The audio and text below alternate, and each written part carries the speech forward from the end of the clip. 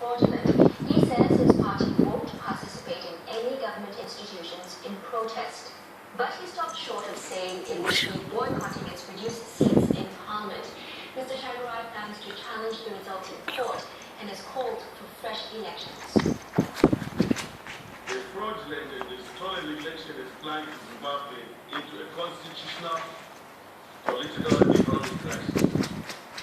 In this regard, the MDC expects that SADC and AU shall meet urgently to deal with the crisis in order to restore constitutional, political, legal legitimacy in this country. The U.S. says the results are not credible and that the electoral process was deeply flawed. The European Union is concerned about reports of irregularities after Western election observers were kept out by Harare.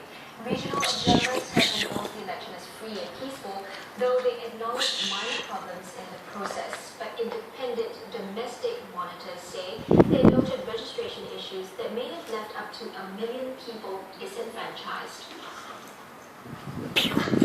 U.S. Deputy Secretary of State William Burns has held talks with interim leaders in Egypt. Mr. Burns met with Egyptian President Ali Mansour and Vice President Mohammed al-Baradei in Cairo. Now, it's part of international community efforts to find a peaceful solution to end the political crisis. They're aiming to broker a compromise between Morsi loyalists and the army-installed interim government. Talks were centered around the political future of deposed President Mohamed Morsi's Muslim Brotherhood and its Islamist allies. Mr. Burns also extended his visit by a day to meet military leader General Abdel Fattah al-Sisi and the country's Prime Minister.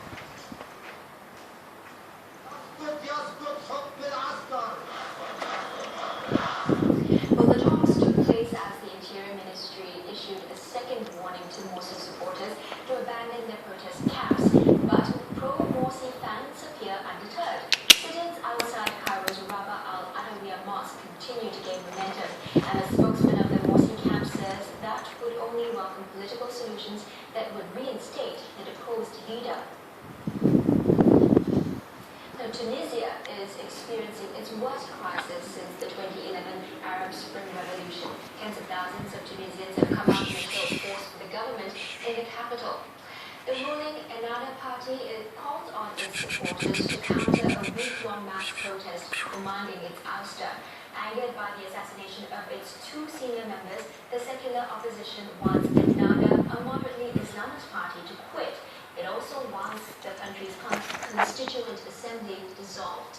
Prime Minister Ali Lared has refused to do so, saying that the constituent assembly is the government's source of legitimacy. Talks have failed as many opposition groups refuse to show up and both sides remain defiant on their positions. Now, Canada is the latest country to announce the closure of one of its diplomatic missions following the global concerns over terror threats. It'll close its embassy in Bangladesh's capital, Dhaka, today.